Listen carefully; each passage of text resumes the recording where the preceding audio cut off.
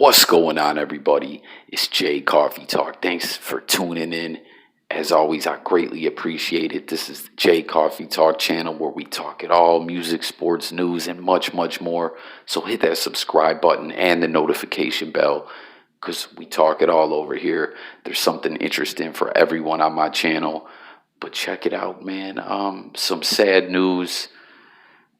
Actor who played Captain Spaulding in House of a Thousand Corpses and Devil's Rejects, and which I was unaware that there was a third sequel. I guess it's a trilogy now called Three from Hell. I don't even know if it's out yet, but I guess it comes out this year or it's already out or whatever. Has passed away. Sid Haig was his name, and he was 80 years old. Now, I'm not a huge horror fan or anything like that. I don't dislike it. You know, some movies just kind of freak me out, a little too creepy or whatever, but I do enjoy some horror movies. But I know that there's a lot of big fans of that genre out there, so I thought it would be, a good idea to make this video. As you guys know, on my channel, the comment thread's very important, where we just talk about different topics and stuff like that. So for all the horror fans, tap in the comments, share your thoughts and everything on this video, as well as for any video on my channel. That is the idea. Now, I remember House of a Thousand Corpses coming out in early, 2003. Or they were advertising it in 2000, though it took a few years. And the previews made the movie look so scary and bugged out. It gave off a vibe like it was based on a true story or something like that, like some notorious serial killer that they caught who killed a bunch of people or something like that. But in the end, when I did see it later on, I thought it was kind of corny and cheesy. But I gotta say, the sequel, Devil's Rejects, was a dope movie. As you guys may know, those movies were made by Rob Zombie, but we'll talk a little more about that, about the horror stuff and everything like that in a minute.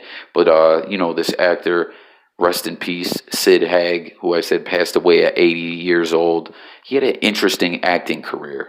Now he's known as a horror legend at those Comic-Con type events for horror movies and everything like that. People loved to get this dude's autograph. I've seen a lot of people with tattoos of that clown that he played from, Devil's Rejects and House of a Thousand Corpses, Captain Spaulding. I've seen so many people with that tattoo, with tattoo sleeves, and he's incorporated in the sleeve and stuff like that many times. And I don't know, he just kind of became this iconic figure in horror movies. But like I said, it didn't always start out that way. I didn't know this dude was 80 years old. I mean, not like he looked real young or anything like that, but 80 just surprised me. But, hey, some people age well. So let's talk about this guy's acting career, though. As I said, he was not a horror actor at all, for the majority of his career in life. He was acting for a very long time and has been in, a lot of different stuff. Everything from movies to TV shows, and he was in, in the 70s. He worked in a lot of blaxploitation films. It's kind of a messed up name for a genre of films, right? But he worked on Foxy Brown, which is a classic movie with Pam Grier, who he worked with a little bit later. We'll talk more about that. He was in a lot of different TV shows, as I said, and other movies. He was in a Bond movie, Diamonds Are Forever. He was on the Batman TV show with Adam West, Gunsmoke, Get Smart, Mission Impossible, The Dukes of Hazzard, MacGyver. You know what I mean? He was in everything. But one thing that he had in common was that he was always a villain. So I guess he got sick of that, playing these kinds of roles all the way from the 70s to the 1991, and in 92 said, listen, I'm sick of being typecasted. I always got to play a villain. I'm retiring, and actually became a hypnotherapist. So it's pretty interesting. And he also had a brief music career when he was young, before his his acting started. So he even had a record deal and everything, but it didn't last too long.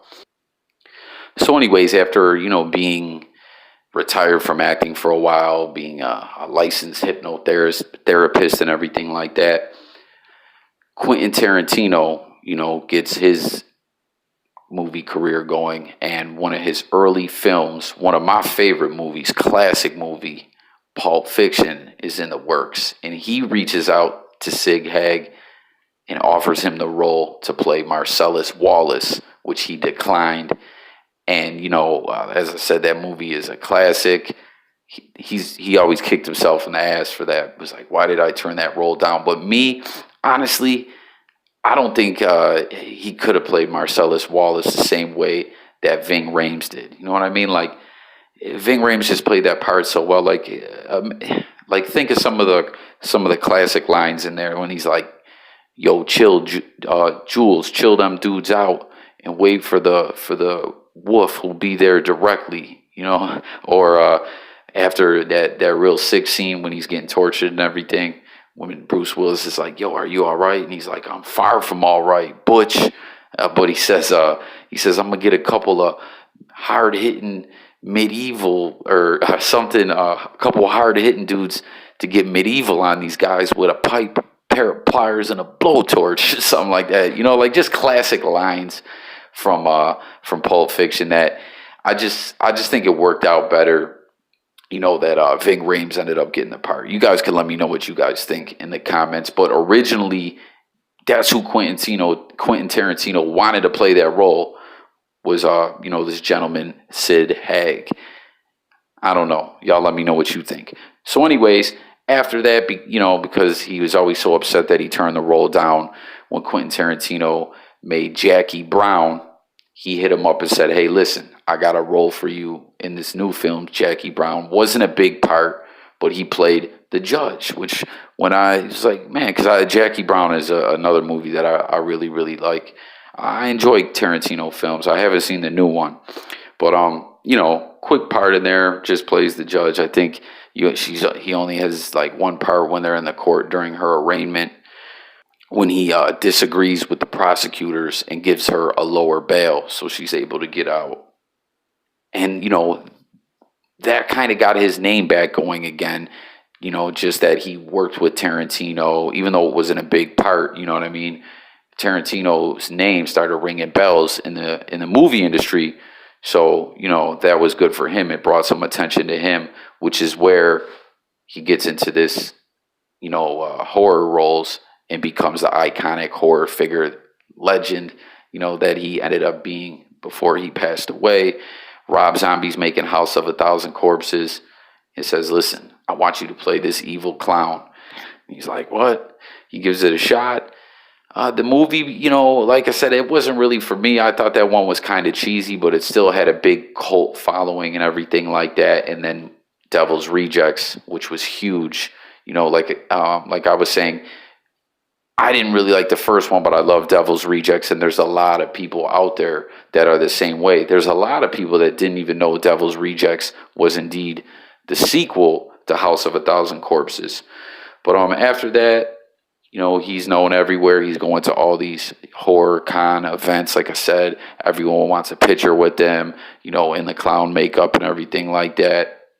He's signing autographs all the time, doing meet and greets, and it just kind of revived his career in his old age. And then he ended up working with Rob Zombie on the Halloween remake he did, which was pretty brutal, that one, man. It wasn't a bad movie, but it was just pretty graphic. Like, Rob Zombie's a twisted dude.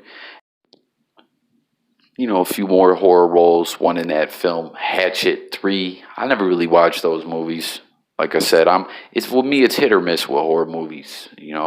Some I like, some I don't like, some I want to see, some I don't. But I remember that Hatchet movie franchise being pretty popular. But pretty sad he passed away. Like I said, he was 80 years old. That's a pretty long life. What happened was he had been sick, and it's kind of gross. He vomited and exasperated some of the vomit got in his lungs, and he got a really bad infection, which ended up killing him. But I mean, dude lived a pretty good life. Very interesting career, as I said, becoming this huge horror legend in the end, having a music career, but being a hypnotherapist. But like I said, the acting career is just pretty interesting to me, that he basically was a bad guy on TV and movies through, the first 20 years or so of his career, and then says, this isn't for me. I'm sick of being typecasted as a bad guy, as a villain. I'm gonna step away from movies, becomes a hypnotherapist, gets back into doing movies, and then is now this plays that Captain Spaulding character, which is gonna live on forever as far as with horror fans. You know what I mean? So it's pretty interesting. But I don't know. Just saw that this guy had passed away. I felt like it was newsworthy to bring to you guys, share with everyone out there. So tap in the comments. Let me know, if you guys were a fan of any of these movies. Like I said, I cover it all on my channel. You see here, we're talking about this horror movie legend. I do a lot about sports, about music, about all different kinds of things, guys. So subscribe to the channel, hit the notification bell, get up in that comment thread. I'll catch you guys on the next video. I'm out of here. Peace.